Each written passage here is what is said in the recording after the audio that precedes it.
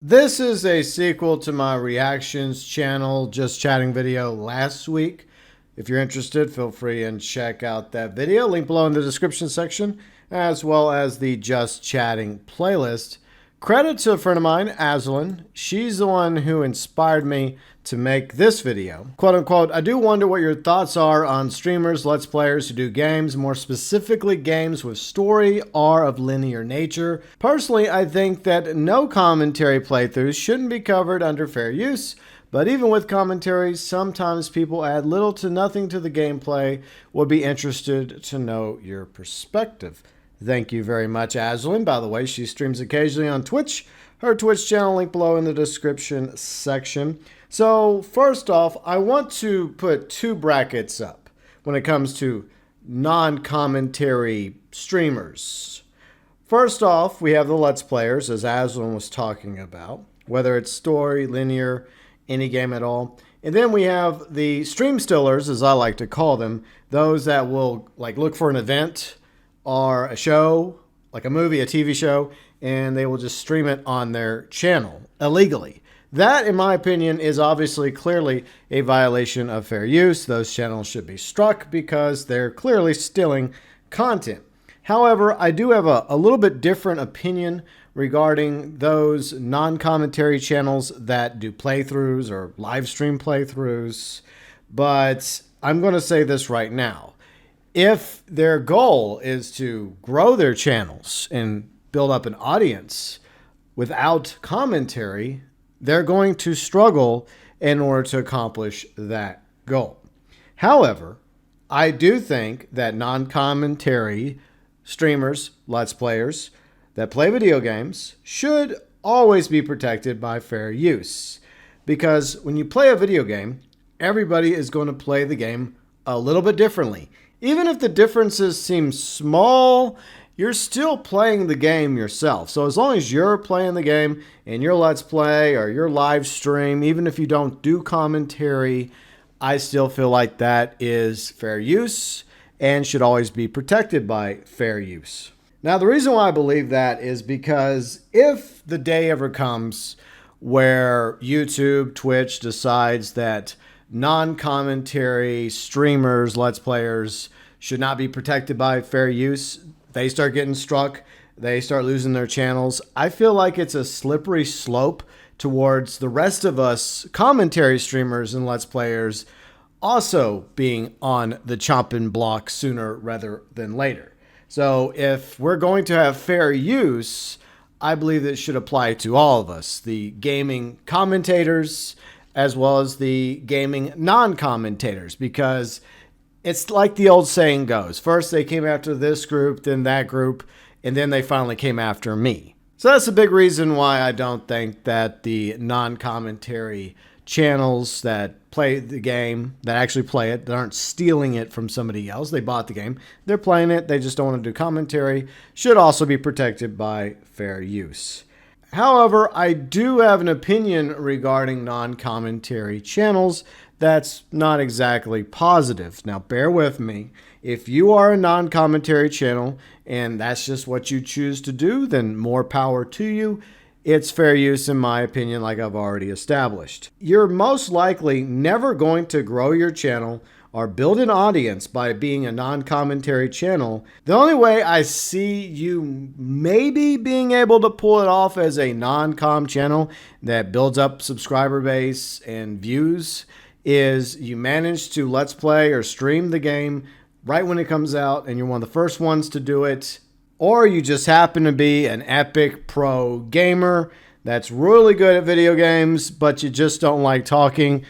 Action does speak louder than words. There definitely are viewers out there that care more about the gameplay as opposed to the commentary. But I think that most gameplay, let's play enjoyers want a little bit of both. They want the gameplay and they want the personality of the streamer and the creator that comes with it. But for the most part, you really don't have a chance of growing your channel without talking to your audience or talking during your Let's Play. It's an important lesson I learned back in my radio days. One of the greatest sins is dead air. Not talking during your breaks.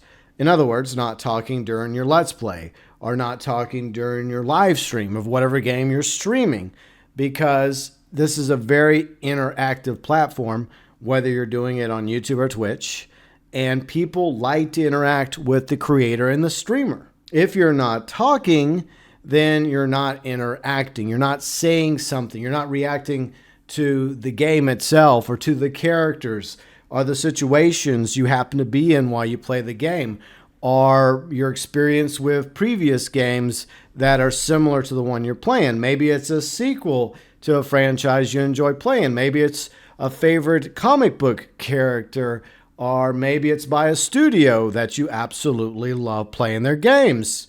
There's a lot of things you can talk about while doing a Let's Play as well as a live stream. Content creators, Let's Players, streamers that actually do commentary during their Let's Plays and live streams are offering something that is unique to their channel that you can't get anywhere else. Their own words, their own voice, their own opinions, as well as personality. And that's what a lot of viewers and subscribers want. They want to find somebody that they enjoy hanging out with and watching play a video game, or somebody that's doing a variety of video topics, whether it's a thought video, idea video, rant video, or in this case, a just chatting video. It's part of the fun. I record a video based on something that I came up with or something suggested to me by a friend of mine. I make it a video. You watch the video. You have an opinion about it, whether you agree with me or disagree with me, or maybe you agree with Aslan over me regarding fair use in non-com channels, and you voice your opinion in the commentaries section. That's part of the fun of interactive content, whether it's a pre-recorded VOD like this or during a live stream with your live chat audience. But I do understand why there's a lot of players out there that want to stream a game or do a Let's Play of a game that are afraid to do commentary. It's because a lot of people are afraid of speaking in front of others or in public. Speech class is one of those classes that people have nightmares about. Even if it's a classroom filled with your peers and you're comfortable with most of them, for some reason, a lot of people dread standing for 5 minutes in front of an audience to talk about this topic or that. And to be honest, I had trouble with it as well. Fortunately, I went down a path of radio and telecommunications, which basically forced me to speak in front of an audience, whether in a classroom or on air whenever I was in radio, or at a concert or at a bar whenever I had to be in front of the microphone and talk. So in other words, I had to get over that fear in order to be in radio. And the same thing applies as being a content creator or streamer on YouTube, Twitch, etc.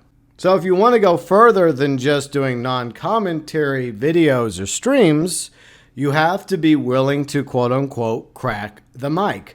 Maybe it's just an issue of money, right? Because not everybody can afford a decent microphone in order to have good quality audio for their Let's Plays or live streams, which is completely understandable. However, if it's not a money issue and you can afford a headset with a decent quality microphone, or in my case, a Blue Yeti with a USB that you could plug into your PS5, or if you have something better set up like a PC to stream with, for example, a game capture, OBS, etc., then it could simply just be a case of being nervous.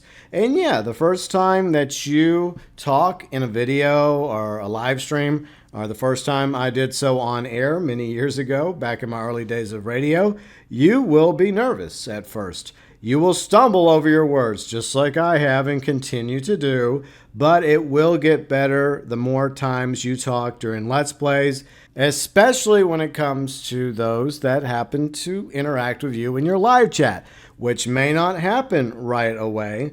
But before you get to that point, you also need to think about topics that you want to talk about, even if your view count is, say, 0, 1, or 2 views per stream. As the old saying goes, practice makes perfect. And we already talked about how there's a variety of different topics revolved around this game or that game, are other interests of yours personally that you could bring up while you are doing a Let's Play or a live stream, whether you're focused on the moment in the game or reacting to something that just happened in the game, or getting salty sometimes like I do, or laughing at some of the jokes or the cringy dialogue, or just enjoying the graphics, the music, the sound, the score, or just simply talk about how your day or week is going. Same thing goes for your potential live chat audience. If they stop by and they say, "Hi, how's it going?" Say hi back, ask them how they're doing, what's going on, do they have any plans? It's pretty easy to strike a conversation with people. All you gotta be willing to do is just, focus on one step at a time. And that's how you can go from being a non-com channel to a commentary live streamer, Let's Player, and streamer. Doing that will increase your chances of growing a subscriber base as well as building up an audience. But whatever you do, do not talk over cutscenes. You don't have to talk 100% of the time during your live stream or Let's Play. It's something Azerlyn was talking about in her comment, is that there definitely are people out there that barely talk when they're doing a Let's Play or a live stream, which is understandable. Some people don't talk as much as others, but at least I could say they're trying. It's just that you got to keep pushing yourself to talk more and more and more. But at the same time, you don't want to talk too much, especially over cutscenes, as well as important dialogue in the game between characters. There's always a time for you just to sit back, shut your mouth, and listen to the cutscenes and the dialogue, just like the rest of your viewers are doing, or trying to do, without you interrupting the conversation going on in the game. It's a balance between knowing when to talk while doing a Let's Play or live stream and when not to talk.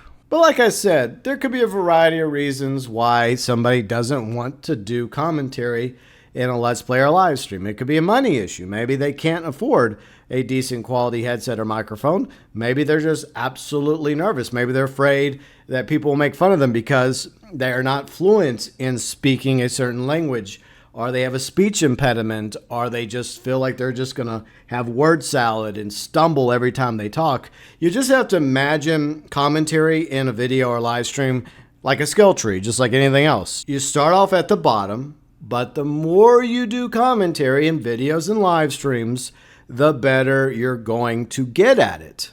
It takes time, and you got to chisel away the rough edges. Believe me, I still have plenty more rough edges to get rid of. And you also have to build up your own self-confidence. The ability for somebody to get over their fear of commentary, talking, is paramount to your real life.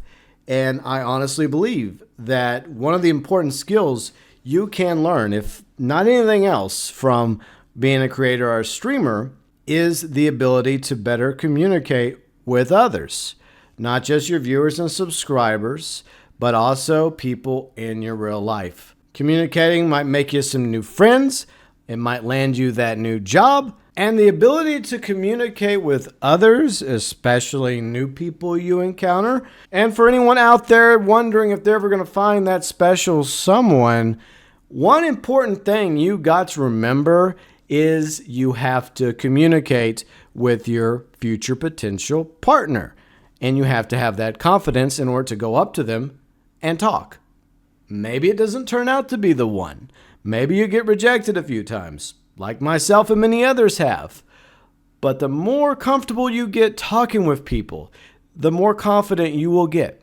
And eventually, you will find the right person for you if you're willing to step up to the plate and communicate with them. But if you're a non-com channel and you're content with your subscriber count and your views, even if you don't have many viewers or subscribers, you just enjoy doing Let's Plays and live streams, then that's totally fine. But I do know for a fact that there's quite a few non-com channels out there that get frustrated about why nobody is watching their Let's Plays or live streams. The reality is, viewers want to interact with the creator, with the streamer, with the Let's Player. The fastest and quickest and easiest way for you to interact with an audience is by talking.